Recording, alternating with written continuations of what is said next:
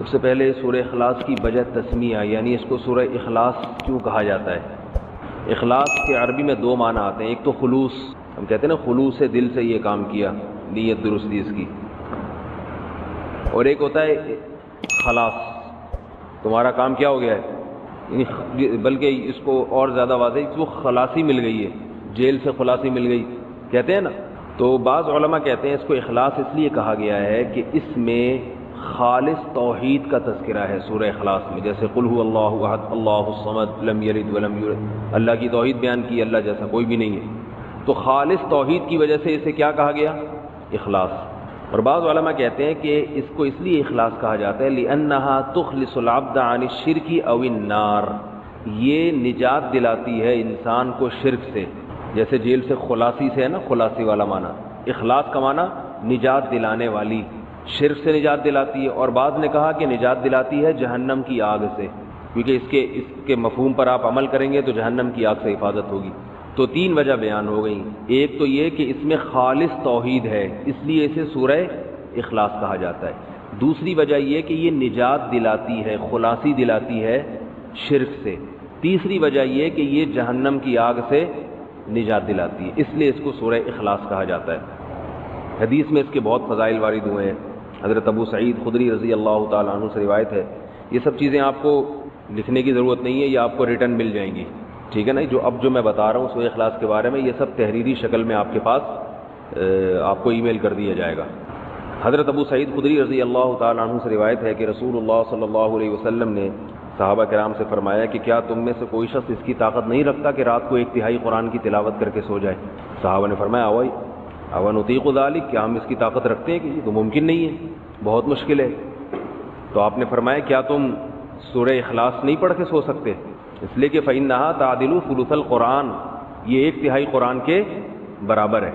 ایک اور حدیث میں حضرت ابو ہریرہ رضی اللہ تعالی عنہ سے مروی ہے کہ ایک مرتبہ رسول اللہ صلی اللہ علیہ وسلم نے صحابہ کرام سے فرمایا تم سب جمع ہو جاؤ، میں 1/3 قرآن کی تم پہ تلاوت کروں گا. صحابہ کرام جمع ہو گئے بہت سارے. نبی صلی اللہ علیہ وسلم تشریف لائے اور قل هو اللہ احد پڑھ کے چلے گئے. ایک صحابی نے عرض کیا، آپس میں بات چیت کی کہ بھائی اللہ کے نبی نے تو ہم سے کیا فرمایا تھا؟ 1/3 قرآن. اور میں یہ سمجھتا ہوں کہ یہ اللہ نے آسمان سے کوئی خبر دی تھی کہ نبی 1/3 قرآن پڑھیں گے. نبی نے اپنی طرف سے یہ کام نہیں کیا ہوگا، لیکن ہم پر تو 1/3 قرآن نہیں پڑھا. تو آپ صلی اللہ علیہ وسلم تشریف لائے اور فرمایا کہ سورہ اخلاص جو میں نے پڑھی ہے یہ 1/3 قرآن ہے. اتنی بڑی فضیلت ہے اس کی. اب علماء نے اس کے مطلب بیان کیے کہ 1/3 قرآن ہونے کا مطلب کیا ہے. دیکھنے میں تو 1/3 قرآن نہیں ہے نا، لیکن 1/3 قرآن کا مطلب کیا ہے؟ تو اس کے دو مطلب بیان کیے گئے ہیں.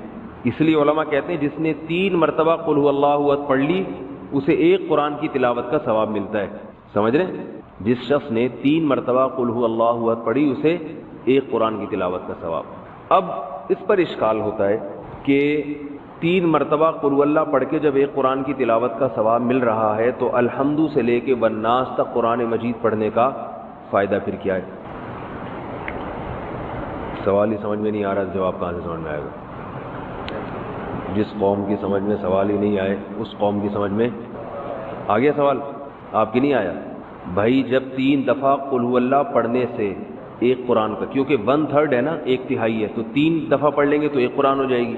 تو پھر الحمد سے لے کے والناس تک پڑھنے کی کیا ضرورت؟ شکر ہے سمجھ میں آ گیا. اچھا آواز کی وجہ سے نہیں آیا تھا. تو اس کی بہت ساری وجوہات یعنی جواب دیے گئے، لیکن اس کا سب سے بہترین جواب وہ ہے جو علامہ ابن تیمیہ رحمہ اللہ تعالی نے دیا ہے.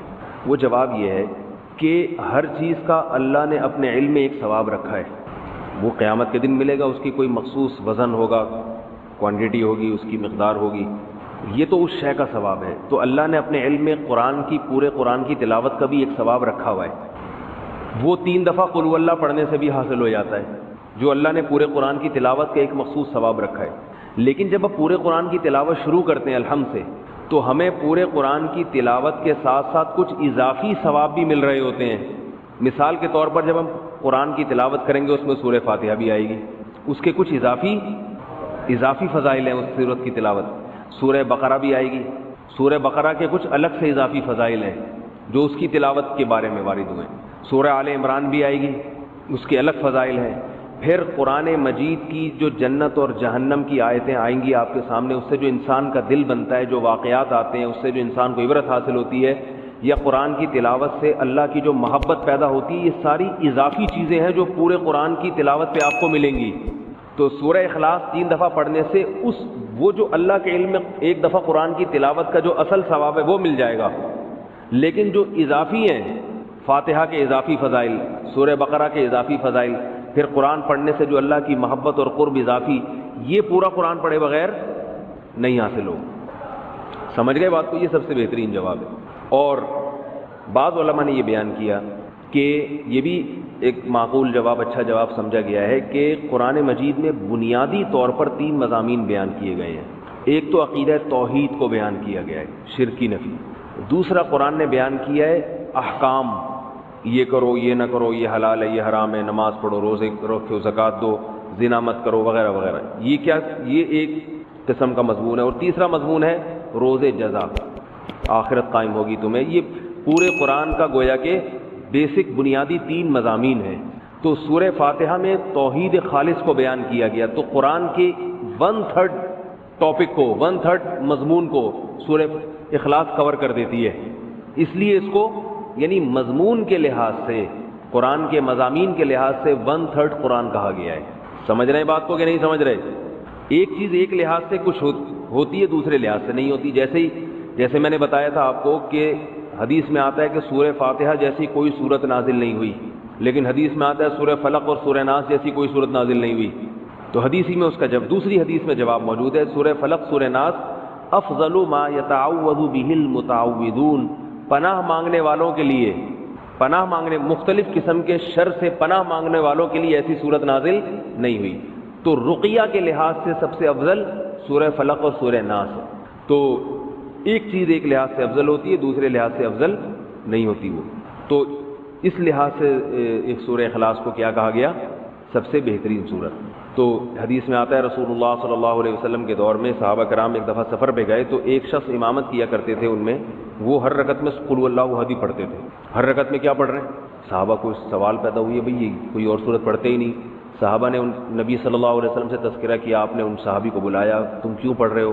انہوں نے فرمایا کہ مجھے اس سورت سے محبت ہے، مجھے اس سورت سے محبت ہے۔ حدیث آپ صلی اللہ علیہ وسلم نے فرمایا جس کا مفہوم ہے جنت کی بشارت دی آپ صلی اللہ علیہ وسلم نے کہ تمہیں اس سورت سے محبت ہے، تو اس پر آپ صلی اللہ علیہ وسلم نے ان کو جنت کی بشارت دی، کیونکہ اس سورت سے محبت ہونا کس کی علامت ہے؟ کہ اللہ کی توحید سے محبت، اور یہ اللہ سے سچی محبت کی علامت۔ تو اس لیے اگر کوئی ہر رکعت میں سورہ اخلاص پڑھتا ہے تو بھی ٹھیک ہے۔ البتہ نبی صلی اللہ علیہ وسلم کی جو عام سنت ہے وہ یہ کہ رکعتوں میں آپ الگ الگ صورتیں پڑھا کرتے تھے۔ اس لیے علماء کہتے ہیں کبھی جوش میں انسان نوافل میں ساری رکعتوں میں قل اللہ پڑھ لے، جوش محبت میں ٹھیک ہے، لیکن عام معمول اسی کا بنانا چاہیے جو نبی صلی اللہ علیہ وسلم کا اپنا معمول تھا۔ وہ کیا تھا کہ مختلف صورتوں میں مختلف رکعتوں میں مختلف صورتیں آپ صلی اللہ علیہ وسلم پڑھا کرتے تھے۔ حدیث میں رسول اللہ صلی اللہ علیہ وسلم رات کو سونے سے پہلے سورہ فلق اور سورہ ناس کے ساتھ قل هو اللہ احد کی تلاوت بھی کیا کرتے تھے، یہ بھی حدیث میں اس کی فضیلت آئی ہے۔ ایک حدیث میں آتا ہے رسول اللہ صلی اللہ علیہ وسلم نے فرمایا، حضرت ابو ہریرہ رضی اللہ تعالیٰ عنہ سے مروی ہے کہ نبی صلی اللہ علیہ وسلم نے فرمایا کہ اللہ تعالیٰ ارشاد فرماتے ہیں، جب نبی یوں کہتے ہیں کہ اللہ نے ارشاد فرمایا تو ایسی حدیث کو حدیث قدسی کہا جاتا ہے کہ اللہ تعالیٰ فرماتے ہیں کہ کذبنی عبدی ولم یکن لہ ذلک، میرے بندوں نے مجھے جھٹلایا حالانکہ میرے بندوں کے لائق یہ نہیں تھا کہ مجھے جھٹلاتے۔ وشتمنی عبدی، میرے بندوں نے مجھے گالی دی ہے، ولم یکن لہ ذلک، حالانکہ ان کے لائق نہیں تھا کہ اپنے معبود کو گالی دیں۔ کیسے؟ پھر اللہ کے نبی فرماتے ہیں کہ اللہ تعالیٰ نے فرمایا کہ میرے بندوں نے کہا لن یعیدنی، میرے بندے نے کہا لن یعیدنی ابدا، اللہ مجھے دوبارہ زندہ نہیں کرے گا، کما بدأنی، جیسے پہلی مرتبہ پیدا کیا تھا، تو یہ مجھے جھٹلایا، حالانکہ جس نے پہلی مرتبہ پیدا کیا ہو اس کے لیے دوبارہ بنانا تو اور آسان ہوتا ہے۔ یہ اللہ کے الفاظ بتا رہا ہوں، نبی نے جو فرمائے۔ تو اللہ فرماتے ہیں کہ حالانکہ دوبارہ بنانا تو پہلی دفعہ سے بھی آسان، تو یہ میرے بندے مجھے جھٹلاتے ہیں، کہتے ہیں پہلی دفعہ تو بنایا مگر دوسری دفعہ نہیں بنا سکتا۔ اور شتمنی عبدی، اور میرے بندے نے مجھے گالی دی، ولم یکن لہ ذلک، حالانکہ اسے نہیں چاہیے تھا کہ مجھے، اس کے لیے لائق نہیں ہے کہ مجھے گالی دے۔ کیسے بھئی؟ اللہ کو تو کوئی بھی گالی نہیں دیتا۔ تو نبی نے فرمایا کہ اللہ تعالیٰ فرماتے ہیں کہ بندہ کہتا ہے اتخذ اللہ ولدا، اللہ نے اپنے لیے کسی کو بیٹا بنا لیا ہے. جیسے عیسائی کہتے ہیں اللہ نے حضرت عیسیٰ کو بیٹا بنا لیا، تو اللہ کیا کہتے ہیں یہ مجھے میرے بندے نے گالی دی ہے. اس صورت کا شان نزول بھی یہی ہے کہ بنیادی طور پر جو اس صورت میں جو سمجھایا گیا ہے یہود و نصارہ کے عقیدے کی نفی ہے. عیسائی کہتے ہیں کہ حضرت عیسیٰ ابن مریم اللہ کے بیٹے ہیں. وہ بڑی لمبی چوڑی بات گھماتے ہیں کیونکہ حضرت مریم کے اولاد شوہر نہیں تھے اور تمام پیغمبر جتنے بھی آئے ہیں ان سے پہلے گناہ ہوئے ہیں، تو اللہ نے کہا ایسا پیغمبر بھیجوں گا جس سے گناہ نہ ہو سکتا ہو، تو اللہ ہی نے اپنے کلمے کی شکل میں اللہ ہی اپنے دوسرے جلوے میں آ گیا. عجیب عجیب باتیں کرتے ہیں. کبھی کہتے ہیں حضرت عیسیٰ اللہ کے بیٹے ہیں، کبھی کہتے ہیں اللہ نے ان کو بیٹا بنا لیا ہے. جنا تو نہیں ہے لیکن خود بیٹا بنا لیا اللہ نے ان کو. کبھی کہتے ہیں کہ اللہ حضرت عیسیٰ کے جلوے میں آیا ہے، حضرت عیسیٰ کی ذات میں اللہ نے کبھی کہتے ہیں حلول کیا ہوا ہے. تو مختلف عقیدے ان کے کسی ایک بات پہ ٹکتے نہیں ہیں. تو اللہ نے ان تمام باتوں کی نفی کر دی کہ نہ عیسیٰ ابن مریم اللہ کے بیٹے ہیں، کیونکہ اللہ نے کسی کو جنا نہیں، اور نہ اللہ نے کسی کو اپنا بیٹا بنایا ہے، اور نہ عیسیٰ ابن مریم اللہ جیسے ہیں. وہ کہتے ہیں نا تین خدا میں سے ایک عیسیٰ ہیں، تو کوئی اللہ جیسا نہیں ہے، خدا نہیں ہے، سب مخلوق ہیں اللہ تعالیٰ کی. تو عیسائیوں کے نظریے کی نفی ہے. اس صورت کا شان نزول یہ ہے کہ ایک مرتبہ یہود و نصارہ کا ایک وفد رسول اللہ صلی اللہ علیہ وسلم کے پاس، یہود کا ایک وفد آیا اور رسول اللہ صلی اللہ علیہ وسلم سے کہنے لگا صف لنا ربک، کہ آپ ہم سے ہمارے رب کی اوصاف بیان کریں.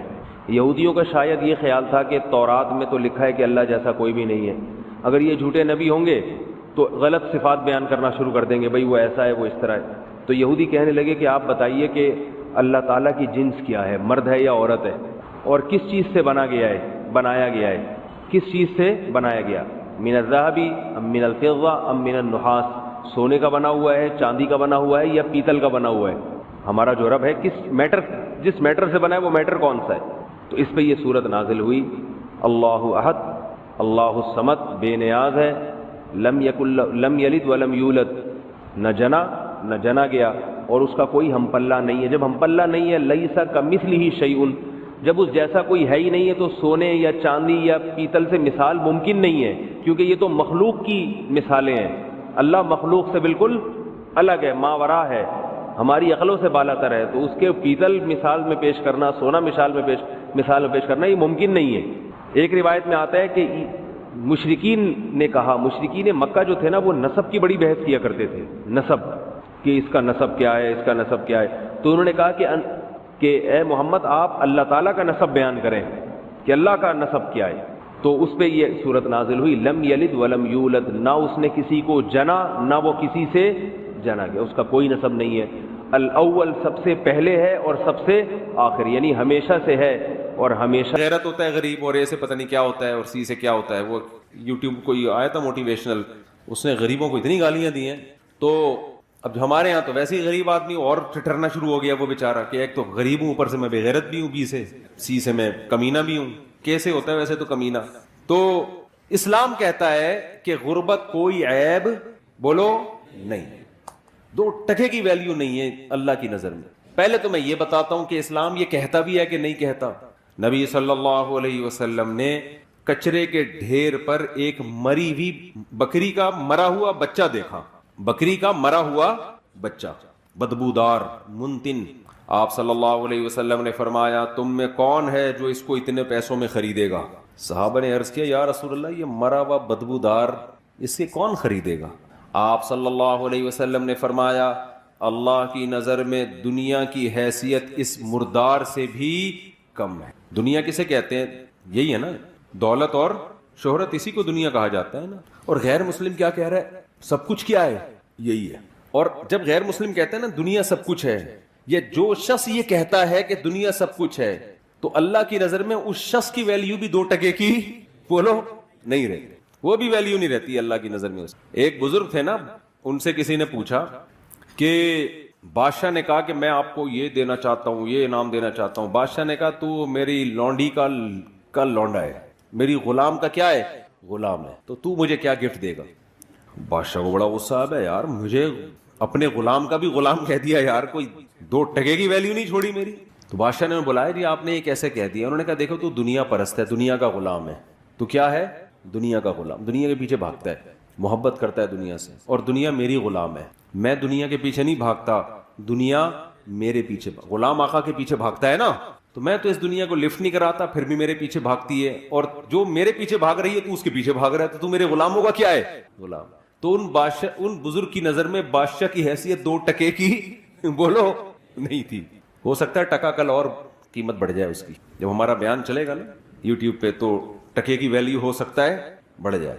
ہم تو ٹکے کی ویلیو گرا رہے ہیں 2 ٹکے، لیکن اس سے ٹکا اور پھیلے گا دنیا میں، ٹکے میں بزنس اور شروع ہو جائے گا۔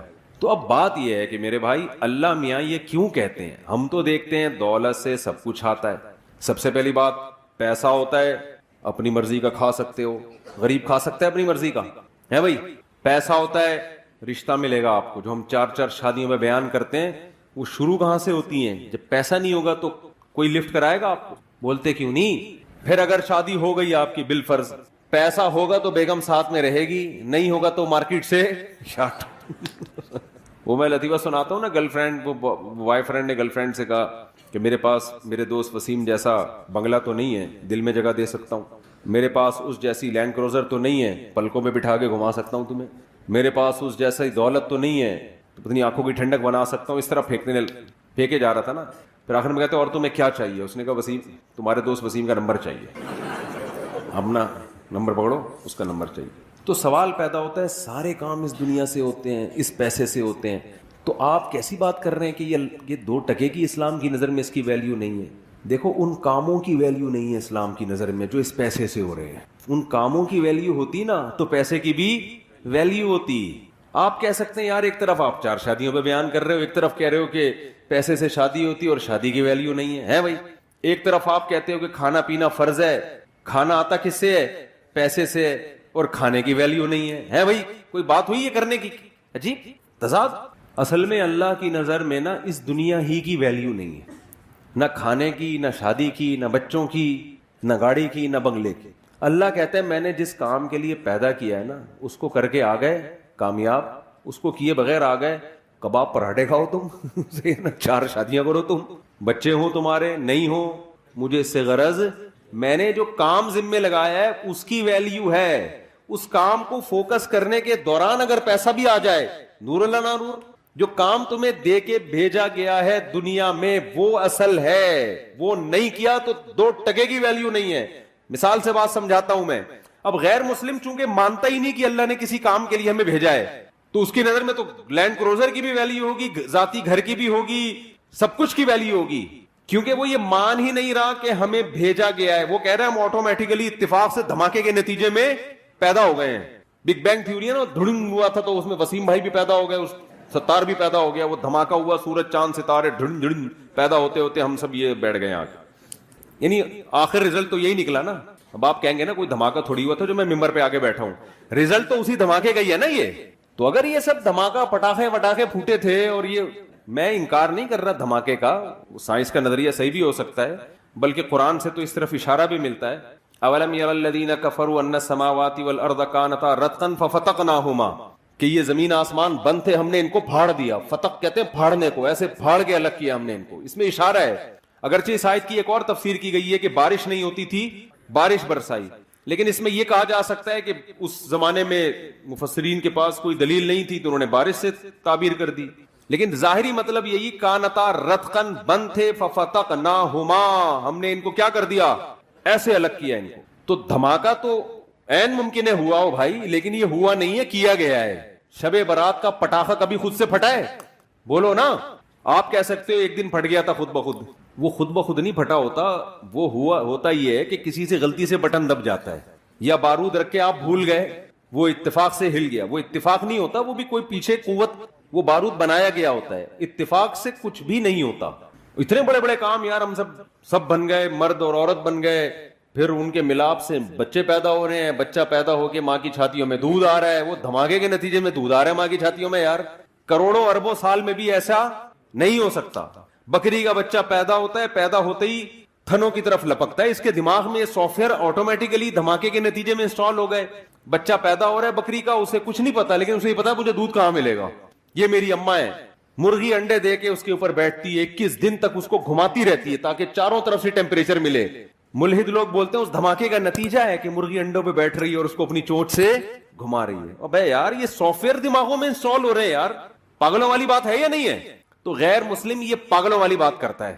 وہ کہتا ہے کہ یہ کائنات خود بخود بنی ہے یا کسی نے بنایا بھی ہے تو ہمارا ہیڈک نہیں ہے, کیوں بنایا, ایویں ہی بنا دیا بس, اس نے, بھگوان نے بنا دی, اللہ نے بنا دی, گاڈ نے بنا دی, ایویں ہی بنا دی. ہمیں کوئی اس نے ہدف دے کے دنیا میں نہیں بھیجا, ویسے ہی آ گئے ہم دنیا میں. بھگوان کو اس سے کوئی غرض نہیں تم کیا کر رہے ہو, تمہیں کس مقصد کے لیے بھیجا گیا. تو یہ غیر مسلم کا کانسیپٹ ہے. اگر یہ اس کانسیپٹ کو ہم صحیح مان لینا اور میرا یہ نظریہ بن جائے, سب سے پہلے میں بیان چھوڑ کے بھاگوں گا. ایک سیکنڈ ضائع نہ کرو, پیسہ کماؤ بھائی, نوٹ چھاپو. نہیں آ رہی بات سمجھ میں تو بھاگوں گا. ابھی تو مجھے یورپ کا ویزا بھی مل گیا ہے. میں کیا کروں گا یار, یہاں اپنا ملک, اپنا وطن, اپنی مٹی, مٹی کیا کرنا ہے مٹی کا. گوبر کی تو اسمیل بہرحال آتی ہے, اچھی لگتی ہے گوبر کی اسمیل. اپنی وطن کی جو مٹی ہے نا, اس کی گٹر بغیر ڈھکن کے بھی اچھے لگ رہے ہوتے ہیں الحمدللہ. میں تو کراچی آیا, گندگی تھی لیکن پھر بھی کچھ عجیب سی روحانیت محسوس ہو رہی تھی یار. ہم اب بغیر گٹر ڈھکن کے عادی ہو گئے ہیں. خیر, تو میں آپ سے عرض کر رہا ہوں میرے بھائی, اگر غیر مسلم کا یہ کانسیپٹ درست مان لیا جائے کہ یہ ہم خود بخود ہیں, آٹومیٹیکلی ہیں, تو پھر پیسہ ہی سب کچھ ہے. کیونکہ پھر مقصد ہی روٹی ہے, مقصد ہی عیاشی ہے, مقصد ہی مزے ہیں. تو مزے پیسوں کے بغیر, بولو نا. غریب کے کو تو پہلے زمانے میں تھوڑی حوصلہ افزائی ہو جایا کرتی تھی کہ بیٹا غربت میں صبر کرو, ثواب ملے گا. اب غریبوں کو بھی بی سے بغیرت کہنا لوگوں نے شروع کر دیا, اور کے سے آگے خود آپ کہہ لیں جو کہنا چاہتے ہیں آپ. اب تو گھر میں بھی دھکے مل رہے ہیں غریبوں کو, باہر بھی بیوی سے بھی تانے, بیویاں خلا لے لیتی ہیں کورٹ سے جا کے. اور بچے ابا کو, آج کسی بچے نے بولا میرے ابا نے کچھ بنایا ہی نہیں ہمارے لیے, مجھے اتنا غصہ آیا, کم بخت تیرے ابا نے اتنا بڑا تجھے کھلا پلا کے 6 فٹ کا کر دیا ہے بھائی, اور اب تو کیا کہہ رہے میرے ابا نے میرے لیے جائیدادیں نہیں چھوڑی. کیسی بےغیرتی کی بات ہے یار. تیرا ابا تجھے پیدا ہونے کے بعد سڑک پہ پھینک کے چلا جاتا, تیری کوئی سوسائٹی میں عزت ہوتی؟ کتنا کھلا پلا دیا, خود کمانا تو بیٹھ کے. اس پہ ہو رہا ہے کہ میرے ابا نے پراپرٹی نہیں بنائی میرے لیے. صرف فضول قسم کی باتیں ہیں یار.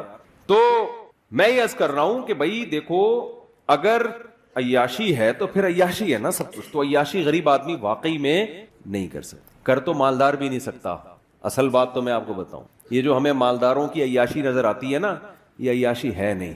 اصل میں جب انسان کی ایک خواہش پوری ہوتی ہے, یہ میں فرض کر لیتا ہوں کہ مالدار عیاشی کرتے ہیں, فرض کر لیتا ہوں.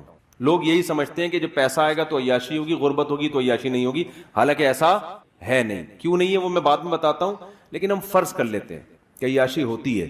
کیوں نہیں ہوتی یہ بھی بتا دیتا ہوں. دیکھو انسان کی نیچر پتہ ہے کیا ہے؟ انسان کی نیچر یہ کہ جیسے ہی کوئی خواہش پوری ہوتی ہے نا, اس سے زیادہ کی خواہش پیدا ہو جاتی ہے. پھر اس خواہش میں مزہ نہیں آتا اس کو, پھر وہ اس کا عادی ہو جاتا ہے. کتنے لوگ باہر جاب کر رہے ہیں نا, گھر میں ڈالر میں پیسہ آ رہا ہے, میں ان سے کہتا ہوں جب آپ یہاں خوش نہیں ہو تو پاکستان آ جاؤ. کہتے اب ہمارے گھر والوں کو اس لائف اسٹائل کی عادت ہو گئی ہے, اب ہم آئیں گے تو اب ان کا اس لائف اسٹائل میں گزارا نہیں ہے جو پہلے ہوا کرتا. کیا مطلب؟ جو پہلے ان کو جس لائف اسٹائل میں مزہ آ رہا تھا, اب وہ مزہ اس میں آ رہا ہے, تو اب دونوں مزے سیم ہو گئے کہ نہیں ہو گئے؟ اب اگر ان کا لائف اسٹینڈرڈ نیچے کو گیا نا تو وہ مزہ کم نہیں ہوگا, وہ ٹینشن شروع ہو جائے گی, حالانکہ پہلے ٹینشن نہیں ہو رہی تھی. سمجھ میں نہیں آ رہی بات؟ میرا خیال ہے پرانے زمانے کا جو عیاش تھے نا بادشاہ لوگ, جن کو سمجھا جاتا تھا بڑے عیاش ہیں, آج کا غریب ان سے زیادہ عیاشی کر رہا ہے. پرانے زمانے میں بادشاہ سلامت جب تخت پہ آ کے بیٹھتے تھے, ایک تو تخت ہوتا تھا, وہ مولٹی فارم کا گدا نہیں ہوتا تھا. کیا خیال ہے؟ آج غریب بھی لالو کھیت مارکیٹ سے 2 نمبر گدا لے کے گھر میں ڈال لیتا ہے, وہ بادشاہ سے زیادہ نرم جگہ پہ بیٹھا ہوتا ہے. اور غریبوں کے پاس تو ایسے ایسے پیکج ہے نا, کہیں سے اسپرنگ لے کے جوڑ کے گدے بنا لیتے ہیں وہ. اور پھر کیا ہوتا تھا, بادشاہ سلامت آ کے بیٹھتے تھے تو پنکھے جل رہے ہوتے تھے لوگ بیٹھ کے گرمی میں. ایسے ہے کہ نہیں؟ اس زمانے میں بادشاہ کو یہ پنکھا مل جائے نا, بٹن دباؤ اور فین گھومنا شروع, وہ تو خوشی سے مر جاتا ہے یار, کیا عیاشی ہے. تو آج غریب جو عیاشی کر رہا ہے, یہ وہ عیاشی ہے جس کو بادشاہ کے زمانے میں عیاشی سمجھی جاتی تھی. کمپٹیشن کی وجہ سے غریب اس کو عیاشی سمجھ نہیں رہا ہے. وہ کہہ رہے چونکہ وسیم کے گھر میں ایئر کنڈیشن لگا ہوا ہے, میں پنکھے پہ بیٹھا ہوا ہوں تو میں غریب ہوں. ابے تو پرانے زمانے کے بادشاہ کو دیکھے گا نا, وہ پنکھے پہ بھی فٹ نہیں ہوا تھا, اس کو ہاتھ کے پنکھوں سے وہ کئی دفعہ تو سر پہ لگ جاتا تھا. بادشاہ سلامت کے سری قلم کر دیا کرتے تھے وہ, کہ گستاخی کیوں کی تم نے. تو پہلے زمانے میں شہد کہیں ملتا تھا بادشاہ سلامت کو کھانے کے لیے, آج دیکھو آپ غریب لوگ بھی کھا لیتے ہیں شہد. تو خیر میں جلدی سے بات کو سمیٹتا ہوں. عیاشی مالدار بھی نہیں کرتا, یہی وجہ ہے کہ مالداروں میں خودکشی کا ریشو غریبوں سے زیادہ ہے. مالداروں میں خودکشی کا ریشو غریبوں سے زیادہ. کیوں؟ غریب آدمی کو پتا ہے میں اس سے آگے جا نہیں سکتا, وہ کمپرومائز کر لیتا ہے کہ یار اب کرائے کے گھر پہ لائف کو انجوائے کرنا ہے, W11 ہی ہمارے مقدر میں ہے, بس کسی دن W11 میں سیٹ مل جائے تو سمجھتا ہے آج میری عیاشی ہے, ورنہ اکثر پائیدان پہ کھڑا ہو کے جا رہا ہوتا ہے. وہ اس کا عادی ہو جاتا ہے, وہ کہتے ہیں بس یہی ہے میرے, اس کو چانس ہی ختم نا, ڈپریشن میں نہیں جائے گا وہ. مالدار میں یہ ہوتا ہے جب آپ کے پاس پیسہ آیا آپ کی خوراک چینج ہونا شروع, نہاری بھی کھا لی, نلی نہاری بھی کھا لی, مغز نہاری بھی, اب یار کچھ نیا ہو, پھر عیاشی شروع, لڑکیوں سے دوستیاں, شروع میں مزہ آئے گا اس کو عیاشی کا, اس کے بعد یوز ٹو ہو جائے گا ان چیزوں کا, پھر چاہے گا آگے جاؤں میں. آپ دیکھو یورپ امریکہ میں کتنی عیاشی ہے, زنا اتنا سستا ہے کہ میں اور آپ تصور نہیں کر سکتے. میں یورپ میں ایک جگہ تھا, کسی نے بتایا کہ یہاں ایسے ایسے مقامات ہیں, اب مجھے ڈر بھی لگتا ہے کہ لوگ چلے نہ جائیں کہ یار ہمیں تو یہ تو پتہ ہی نہیں تھا, مجھے بھی ڈر لگتا ہے کہ یار یہ تو آپ نے, یہ تو ابھی تک ہمیں پتہ ہی نہیں تھا. یعنی اتنا سستا زنا ہو گیا کہ بعض جگہ پہ لڑکی بھاگ رہی ہوتی ہے مرد کے پیچھے, مرد لفٹ نہیں کرا رہا ہوتا اس کو. میں نے کہا ہمارے محلے میں یا ہمارے علاقوں میں کہیں پتہ چل جائے کہ لڑکی خود چاہتی ہے تو آدھا محلہ جو ہے نا وہیں جا کے کھڑا ہو جائے گا, اتنے ٹھرکی ہیں. آپ لوگ کے علاوہ کی بات کر رہا ہوں میں. وہاں مرد لفٹ نہیں کرا رہا, کیا مطلب؟ اس میں تقویٰ آ گیا ہے, للہیت. تقویٰ نہیں, دل بھر گیا ہے کہ یار اب کچھ آگے کی سوچو. سمجھ رہے ہو کہ نہیں سمجھ رہے؟ اب کچھ اور کرو یار. تبھی تو ہومو سیکسولیٹی آ رہی ہے, لڑکوں سے بدفعلی, پتہ نہیں کیا کیا گند ہے, وہ تو بیان کرنے کے قابل نہیں ہے, بیان کرنے کے قابل نہیں ہے. آگے سے آگے جاؤ بس. اور پھر رزلٹ یہ کہ جب سارے پیسے کے ساری عیاشیاں ختم, اب کیا کریں؟ اب ڈپریشن شروع, اور پھر ڈپریشن کی گولیوں پہ سیٹ ہو جاتے ہیں. کس پہ سیٹ ہو جاتے ہیں؟ بہت سے خودکشی کرتے ہیں, بہت سے لائن لگا کے لائن میں لگے ہوئے رجسٹریشن کے لیے.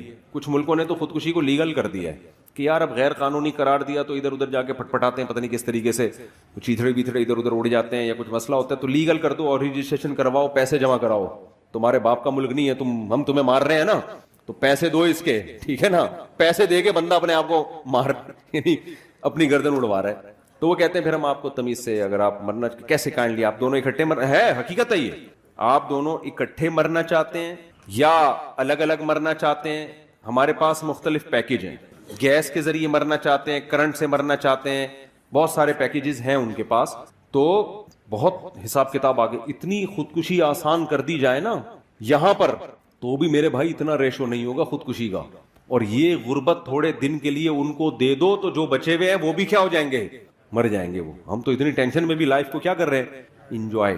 تو اصل مسئلہ یہ ہے کہ فرض کر لو عیاشی کرتا ہے غریب, ورنہ ہوتی نہیں ہے, ہوتی نہیں ہے. میرے پاس تو کتنے لوگ آتے ہیں, فیکٹری کا مالک ہے, کہتے ہیں مفتی صاحب ڈپریشن نہیں ختم ہو رہی. میں کہتا ہوں یار تیرے کو ڈپریشن ہے کس چیز کی؟ اور داڑھی والے, پگڑیوں والے, یا تو ہوتا نا بے دین, تو آدمی کہتا ہے تم دین پہ نہیں چلتے, پگڑی بھی ہے, داڑھی بھی ہے, فیکٹری کا مالک ہے, مفتی صاحب ٹینشن ہے یار. بھائی تجھے کس چیز کی ٹینشن؟ بیوی تنگ کر رہی ہے؟ نہیں بھائی بیوی بھی تنگ نہیں کر رہی.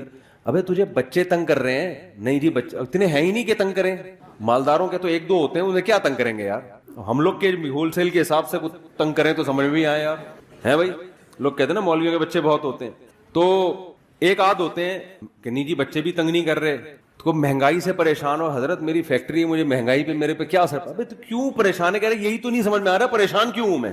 تو ان سے پتہ ہے کیا کہتا ہوں میں؟ کہتا ہوں اصل میں آپ نے نا اس فیکٹری سے دل لگا لیا, اس دنیا کو آپ نے کیا کر دیا ہے. آپ دیندار, گیٹ اپ ہے آپ کا دینداروں والا, آپ دیندار ہو نہیں. دنیا کے گٹر دل کے اندر ابل رہے ہیں, محبت ہے دنیا سے.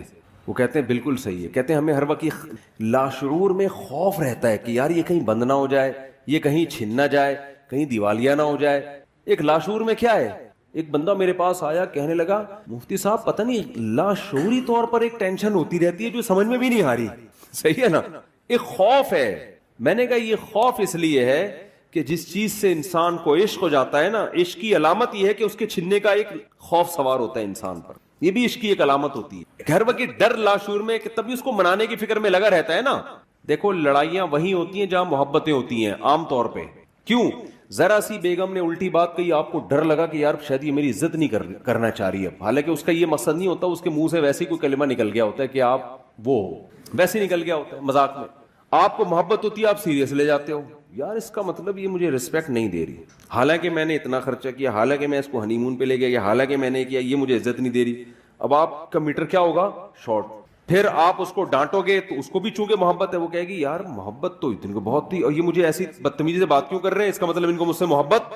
ایک لاشعوری خوف ایک دوسرے کا نا, وہ شیطان پھر کیا کرتا ہے آپس میں لڑوا دیتا ہے, حالانکہ دونوں محبت کر رہے ہیں ایک دوسرے.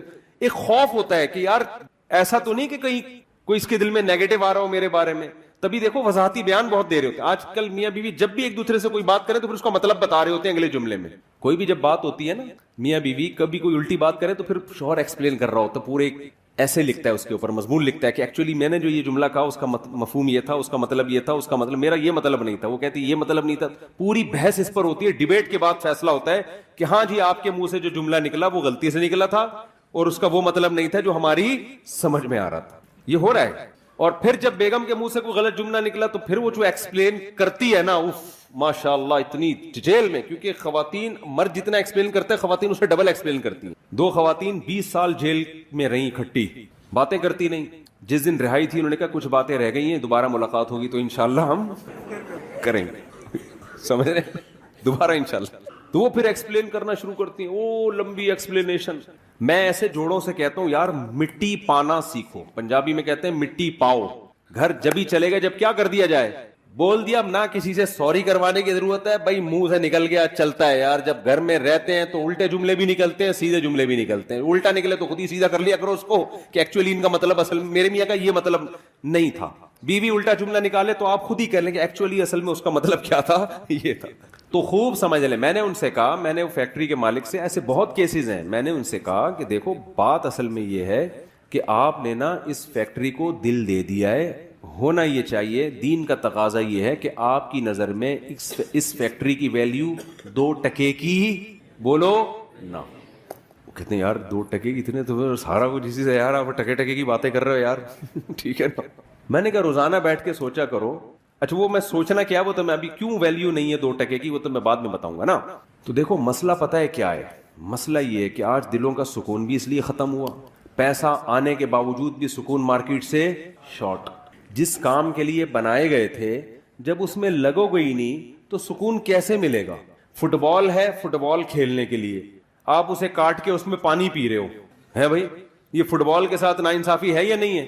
نہ پانی صحیح طرح سے پیا جائے گا, پانی گرے گا بھی, جراثیم بھی ہوں گے اس کے اندر. اور گلاس سے آپ فٹ بال کھیلنا شروع کر دو. گلاس جس کا کام تھا پانی ڈال کے پیا کرو, کمپنی نے بنایا اس لیے, آپ نے اس سے کیا کھیلنا شروع کر دیا, فٹ بال. تو دنیا کہے گی نا ابے تیرے پاؤں بھی زخمی ہوں گے اور یہ ٹوٹے گا بھی, تجھے نیا گلاس خریدنا پڑے گا. 20 قسم کے مسائل کھڑے ہو جائیں گے. دنیا میں اصول ہے کہ جس کو جس کام کے لیے بنایا گیا ہو, بنانے والا اگر عقل مند ہے, بنانے والا بے وقوف ہے, بنانا کس کے لیے تھا, بنا کسی اور کام کے لیے دیا, وہ تو پھر الگ بات ہے نا. فٹ بال کمپنی کوئی بے وقوف تھی, اس نے ایسی چیز بنا دی جو فٹ بال کے میں استعمال ہی نہیں ہو سکتی, وہ تو پھر کمپنی کا قصور ہے نا. بنانے والا اگر عقل مند ہو, اس نے کسی چیز کو کسی چیز کے لیے بنایا تو وہ چیز اس کے علاوہ جب کسی اور کام میں استعمال ہوگی تو ڈسٹربنس ہوگی کہ نہیں ہوگی, مسائل کھڑے ہوں گے کہ نہیں ہوں گے کھڑے, بہت بڑے بڑے مسائل کھڑے ہو جائیں گے اس سے. سب سے پہلے تو انسان کی نیچر متاثر ہوگی, آپ کا دماغ متاثر ہوگا.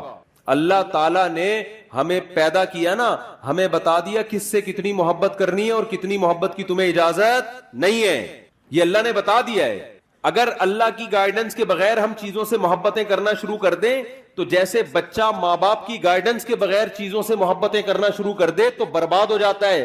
ماں باپ بتاتے ہیں بیٹا یہ شہد ہے, یہ کھانے کی چیز ہے, یہ چاکلیٹ ہے, یہ کھانے کی چیز ہے, یہ پراٹھا ہے, یہ کھانے کی چیز ہے, یہ سموسا ہے, یہ کھانے کی چیز ہے, یہ چرس ہے, یہ کھانے کی چیز نہیں ہے, یہ ہیروئن ہے, یہ کھانے کی چیز نہیں ہے, یہ زہر ہے, یہ کھانے کی چیز نہیں ہے. یہ سکھاتے ہیں کہ نہیں سکھاتے؟ حالانکہ دل تو بچے کا کرتا ہے یار تھوڑا چرس بھی چکھ کے دیکھ لو, کرتا ہے کہ نہیں کرتا؟ پھر اگر چاکلیٹیں زیادہ کھانا شروع کر دے تو پھر ماں باپ بتاتے ہیں بیٹا ڈاکٹر صاحب نے کہا ہے تمہارے پیٹ میں جو اتنے کیڑے ہیں نا, جو اصل میں تمہارے ابا کے تھے, تو تمہارے جو پیٹ میں اتنے کیڑے ہیں وہ چاکلیٹیں زیادہ کھانے کی وجہ سے ہیں. اب چاکلیٹ سے محبت نہیں کرو, وہ پھر بھی گارنٹی میں کھاؤں گا تو مر جائے گا نا ایک دن. تو جیسے ماں باپ گائیڈ کرتے ہیں کہ کس چیز سے تمہیں محبت کرنی ہے یا نہیں کرنی, اور کرنی ہے تو کتنی کرنی ہے, اس گائیڈنس کے بغیر بچے کو ایسے ہی چھوڑ دیا جائے تو اپنا بیڑا غرق کر لے گا. وہ چیزوں میں اٹریکشن کو دیکھ کر وہ دیکھے گا جو چمکتی بھی چیز ہے اس کی طرف جاؤ, وہ پیکنگ کو دیکھے گا, یہی حرکت بڑے ہو کر انسان کر رہا ہوتا ہے. خدا اس کو بتائے گا, اللہ بتاتا ہے, ابے بھائی یہ چیز میں اٹریکشن بہت ہے, دل لگانے کی نہیں ہے, یہ اٹریکٹیو ہے دیکھنے میں, دل لگانے کی نہیں ہے, یہ ٹائم پاس کرنے کی چیز ہے, دل لگانے کی نہیں ہے. سمجھ میں آ رہی ہے بات کہ نہیں آ رہی ہے؟ دل کس سے لگانا ہے؟ دل لگانے کی کیوں نہیں ہے پہلے یہ بتا دوں میں. دل لگانے کی اس لیے نہیں ہے کہ اس پہ فنا کا لیبل لگا ہوا ہے, ختم ہونے والی اور بولو فنا ہونے والی. دوسری اس کے اندر خرابی ہے, آپ کو آپ کے ہدف سے ہٹانے والی, آپ کو آپ کے ہدف سے ہٹانے والی. مثال سے بات سمجھاتا ہوں. آپ کو کمپنی نے کہیں بھیجا, کسی کوئی کمپنی کا کوئی پروجیکٹ ہے, کسی جنگل میں اس نے بڑا ہوٹل بنانا ہے, رہائشی ہوتے ہیں نا ہوٹل, بڑے بڑے مالدار لوگ آتے ہیں جی, شیروں کے بیچ میں ہم ذرا دیکھنا چاہتے ہیں. مالداروں کے شوق بھی عجیب عجیب ہوتے ہیں کہ ہم شیروں کے بیچ میں ذرا ہوٹل ہو, بیگم کے ساتھ ہم یہاں لائف کو انجوائے کریں, چاروں طرف چیتے لومڑی شیر گھوم رہے ہو. ہوتا ہے بہت ساری دنیا میں. سمندر کے بیچ میں ہوتا ہے, سمندر کے کنارے پر ہوتے ہیں کہ نہیں ہوتے. کمپنی نے آپ کی کمپنی نے آپ کو بیرون ملک بھیج دیا اور آپ کو کہا کہ آپ, ہمارا ایک پروجیکٹ ہے, آپ یہ جو ہم نے 200-250 یا 4000 یا 1000 افراد بھیجے ہیں, ہمارا ہدف یہ ہے کہ یہاں ہم نے ہوٹل کی تعمیر کرنی. ایک ہوٹل بنے گا, ایک خوبصورت عمارت بنے گی, پھر اس میں کمپنی کا بزنس ہوگا. تو آپ کو پروجیکٹ دیا, آپ کے پیسے بھی متعین کر دیے کہ بھئی یہ پروجیکٹ میں کچھ پیسے ایڈوانس لے لو, اور جب یہ کمپلیٹ ہو جائے گا تو آپ کو 1-1 کروڑ روپے بولو نا پکڑا دیے. سمجھ میں آ رہی ہے بات کہ نہیں آ رہی؟ پھر کمپنی نے جب آپ کو بھیجا تو کمپنی کو پتا تھا یہ انسان ہے, یہ بھوکے پیاسے نہیں رہ سکتے. تو کمپنی نے وہاں کیا کیا کہ آپ کو کچھ پیسے دیے, بھئی یہ وہاں سموسے کا انتظام بھی ہوگا, ڈاکٹر کا انتظام بھی ہوگا, سوئمنگ پول بھی ہوگا, تھک جاتا ہے انسان, جاگنگ کا انتظام بھی ہوگا, ایک جم بھی بنا ہوا ہوگا, کیونکہ لمبا پروجیکٹ ہے 4-5 سال کا. تو یہ ساری لوازمات, اور جو ہے کنوارے چھڑے چھاٹ ہیں ان کی شادی کا بھی, اگر انسان کے بچے ہوں گے وہ, ان کی شادی کا بھی انتظام ہو جائے گا, اور جو میرڈ ہیں وہ اپنی بیگم کو بھی وہاں لے جا سکتے ہیں. تو یہ سارے لوازمات کے ساتھ آپ کو وہاں بھیجا گیا. آپ نے کیا کیا, آپ نے کہا یہاں تو سموسے کا بھی انتظام ہے. بھائی آپ کو سموسے بہت پسند تھے, آپ سموسے کھانے کے لیے سارا دن سموسے کی کینٹین پہ بیٹھے رہتے ہیں. آپ مینیجر آتا ہے, یار تو انجینئر ہے, تیرا کام ہے نقشہ بنانا, تو نقشہ تو بنانا, ایک لکیر ہی اب تک تو نے کھینچی. آپ کہہ رہے ہم بھیجے نہیں گئے, ہم یہاں سے دریافت ہوئے دھماکے کے نتیجے میں. ایک کروڑوں سال میں ایک میں وجود میں آیا ہوں, تو مجھے چونکہ لائف کو انجوائے کرنا ہے, تو میں یہاں بیٹھ کے کیا کھاؤں گا, سموسے کھاؤں. پھر جناب گول گپے والا گزرا, پھر گول گپے پہ دل آ گیا آپ کا. پھر آپ نے سوچا یار پراپرٹی خریدنی چاہیے, یہاں پہ بڑی اچھی جگہ ہے, یہاں ہوٹل بھی بن رہا ہے اڑوس پڑوس میں, تو پراپرٹی کے لیے پیسہ چاہیے. تو آپ نے کیا کیا, اس کنٹری میں ٹیکسی چلانا شروع کر دی پیسے کمانے کے لیے, تاکہ میں کیا خریدوں یہاں پہ, بولو نا پراپرٹی خرید. یہ سارے کام آپ کر رہے ہو. آپ کی 1 دفعہ شکایت گئی, 2 دفعہ شکایت گئی, بھائی بندے کو جس کام کے لیے بھیجا تھا, ویزا لگوایا تھا, یہ کمپنی نے لگایا تھا, تمہیں اپنے ویزے پہ تھوڑی تم اس جگہ آ سکتے تھے. کمپنی کی طرف سے 1 لیٹر آیا, 2 لیٹر آیا, 3 لیٹر آیا. کمپنی نے کہا بندہ یار بڑا قابل ہے, ہمیں یہ بندے کی ضرورت ہے, اس لیے کمپنی نے پھر بندے بھیجنا شروع کر دیے. وسیم بھائی کو بھیجا, جا کے اس کمبخت کو سمجھاؤ, سموسے تو کھا, تیرے کو منع نہیں کر رہے, تو جس کام کے لیے آیا اصل فوکس اس کو کر, بعد میں اتنا پیسہ ملے گا, اپنی سموسے کی دکان کھول لینا تو بیٹھ گئے. اور پراپرٹی کیا, تو ایک ابھی ٹیکسی چلا کے ایک پراپرٹی, اتنا پیسہ ہم تجھے دیں گے, بحریہ ٹاؤن آدھا تیرے نام کر دیں گے ہم.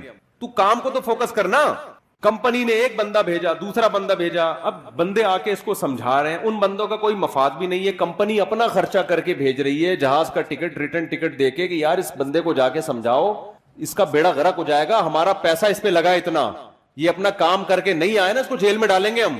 اس سے ایگریمنٹ ہوا ہے ہمارا, معاہدہ ہوا ہے اس سے ہمارا, اور ہم نے اس معاہدے کی بیس پہ اس پہ انویسٹمنٹ کی ہے, اس کو ہائر کیا ہم نے. اب ایک بندہ آیا سمجھانے کے لیے, آپ کہہ رہے تیرے پاس کیا دلیل ہے کہ تجھے کمپنی نے بھیجا ہے. وہ کہے گا تو اس کو چھوڑ, میں بات صحیح کر رہا ہوں غلط کر رہا ہوں. آپ کہیں بات کو چھوڑ, تیرے پاس کیا دلیل ہے, وہ کارڈ دکھا رہا ہے, وہ جہاز کا ٹکٹ دکھا رہا ہے, آپ کہہ رہے میں تجھے مانتا ہی نہیں, جا میں مانتا ہوں. یہ مولویوں کی باتیں ہیں. یہ کس کی باتیں ہیں؟ یہ اصل میں دنیا کے مزے, یہ ہمیں سموسے نہیں کھانے دے رہے, اصل مسئلہ یہ ہے. یہ ہمیں پکوڑے نہیں کھانے دے رہے, یہ اصل میں لائف کو انجوائے نہیں کرنے دے رہے. پھر دوسرا کمپنی نے بندہ ہائر کیا, اس کو بھیجا, یار جا کے اچھا بھلا آدمی ہے, سمجھا یار, پتہ نہیں اس کا دماغ کھسک گیا ہے, کیا ہو گیا اس کو.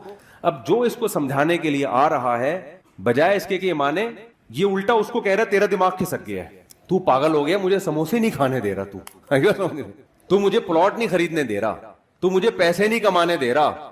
تو لوگ کیا کہیں گے, بھائی ہمارا کام تھا بتانا. اصل میں تو چونکہ بھیجا گیا ہے, اور یہ ویزے جو ملا ہے نا یہ کمپنی جب تیری کمپلین ایمبیسی میں کرے گی تیرا ویزا ختم اور اسی وقت تجھے ڈیپورٹ کر دیا جائے گا. تیری ساری پراپرٹی, تیرے سارے پلاٹ, تیرے سارے پکوڑے اور تیرے سارے گول گپے اور سموسے دھرے کے درے رہ جائیں گے. اور کمپنی نے لاسٹ وارننگ دی ہے, اس کے بعد بھی اگر تو انسان کا بچہ نہیں بنا, تو نے اپنے کام کو فوکس نہیں کیا, تو تجھے واپس بلا کے جیل میں ڈال دیں گے ہم, کیونکہ تو آیا نہیں ہے, تجھے بھیجا گیا ہے, تیرے اوپر تیرا کنٹرول نہیں ہے. پھر بندہ آیا اگلا, اس نے آخری وارننگ کمپنی نے دی, تو بندہ آخر میں آ کے کہتا ہے, اس کو اب سمجھا رہا ہے, دیکھ بھائی تو انسان کا بچہ بن جا, تو چھوڑ دے یہ سموسے کھا, ہم تجھے منع نہیں کر رہے, لیکن فوکس کس کو کر, تو اس پروجیکٹ کو فوکس کر, اس پہ تجھے بہت پیسہ ملے گا, عزت بھی ملے گی. تو پھر جواب میں کہتے ہیں, ابے بھائی ایسے بھی میں ٹیکسی چلا رہا ہوں, اتنا پیسہ, اتنے سموسے, میں ابھی پلاٹ خریدوں گا. تو کیا کہے گا, ابے بھائی میری نظر میں اس پلاٹ اور اس پروجیکٹ جو تو کام کر رہا ہے نا, اس کی ویلیو 2 ٹکے کی بولو نہیں ہے. اب جیسے ہی 2 ٹکے کا لفظ بولا, فوراً کمنٹس آنا شروع ہوا, بھائی کیوں 2 ٹکے کی نہیں ہے یار, میں پراپرٹی خرید رہا ہوں, کروڑوں روپے کی پراپرٹی ہے, سموسا کھا کے دیکھ مزہ نہ آئے, پیسے واپس. 2 ٹکے کی ایک سموسا 4 ٹکے کا ہے, تو کہہ رہا 2 ٹکے کا نہیں ہے. تو جواب میں کیا کہے گا, بیٹا جب کمپنی کا آرڈر آئے گا نا کہ چل بے واپس آ جا, تو تجھے پتا چلے گا کہ جہاں تو نے انویسٹمنٹ کی ہے نا وہ جگہ تیری بولو نا ہے نہیں, تیری جگہ وہ ہے جہاں سے کمپنی نے تجھے بھیجا ہے, اس ملک کا باشندہ, اور وہاں تیرا ٹھکانا, پولیس والے تجھے ایئرپورٹ پہ اریسٹ کرنے کے لیے کھڑے ہوئے ہیں. یہاں تو بنا لے بیریا ٹاؤن, یا تو اپنی مرضی سے آیا ہوتا نا, اپنے ویزے پہ آیا ہوتا, پھر بناتا یار پراپرٹی بناتا, سلپ ہو جاتا, بھاگ جاتا, جو مرضی کرتا, آخرت میں دیکھا جاتا, یا کوئی پکڑائی میں آ جاتا تو آ جاتا, نہیں آتا تو عیاشی کر لیتا. تو کمبخت, تو کس خوش فہمی میں ہے, تیری حیثیت 2 ٹکے کی نہیں ہے, تو پانی سے قطرے سے پیدا ہوا ہے, تجھے بھیجا گیا, پیدا کیا گیا, تیری ماں کی چھاتیوں میں دودھ پیدا کیا گیا, آسمان سے بارشیں برسائی گئیں, زمین سے نباتات اگائے گئے, پھر سوکھا چارہ جانوروں کو کھلایا گیا, ان سے چکنا گاڑا دودھ تیرے لیے نکالا گیا. سوکھے چارے کو رگڑ کے دیکھو, ایک تیل کا قطرہ نہیں ہے, وہ جب گائے کھاتی ہے کیسا چکنا گاڑا دودھ اس میں سے پیدا ہوتا ہے. ان لکم فی الانعام لعبرہ نسقیکم مما فی بطونہ من بین فرث ودم لبنا خالصا سائغا للشاربین. قرآن کہتا ہے ہم سوکھا چارہ انسان کے لیے جانوروں کو کھلاتے ہیں. اس چارے کو جاپان کے سائنسدانوں کے پاس لے جاؤ کہ اس میں تیل کا ایک قطرہ نکال کے دکھاؤ, سائنسدان کہے گا سوکھی گھاس میں سے چکنائی نہیں نکلتی, تبھی کولیسٹرول کے مریضوں کو سبزیاں کھلائی جاتی ہیں, اس میں چکنائی نہیں ہوتی. اللہ کہتے ہیں انسان تجھے میں نے دنیا میں بھیجا, تو دھماکے کے نتیجے میں وجود میں نہیں آیا, منی کا قطرہ غلیظ قطرہ تھا, تجھے میں نے عزت دی.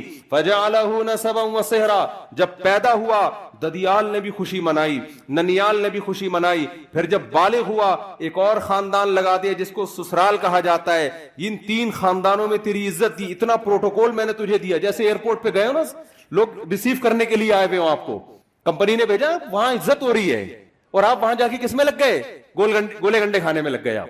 ایسا پروٹوکول اللہ نے انسان کو دیا. پیدا ہوا, آسمان سے بارشیں, الم نجعل لہ عینین, دیکھنے کے لیے 2 آنکھیں دی اللہ نے, ولسانا وشفتین, زبان دی, ہونٹ دیے, کیسی خوبصورت باڈی انسان کی بنائی گئی. لقد خلقنا الانسان فی احسن تقویم, بہترین خوبصورت انداز سے پیدا کیا. وسخر لکم ما فی السماوات وما فی الارض, کمپنی نے تو آپ کو صرف سموسوں کی دکان کھول کے دے دی تھی, 2-4 ڈاکٹر بٹھا دیے. اللہ کہتے ہیں جب میں نے انسان کو دنیا میں بھیجا, جو کچھ آسمانوں میں, جو کچھ زمین میں, سب کا سب تیری خدمت میں لگا دیا میں نے. ساری کائنات تیری خدمت کرے گی. سورج تیری خدمت کرے گا, مشرق سے نکلے گا مغرب میں غروب ہوگا. چاند تیری خدمت کرے گا, ستارے تیری خدمت کریں گے, جنگل کے جانور تیری خدمت کریں گے.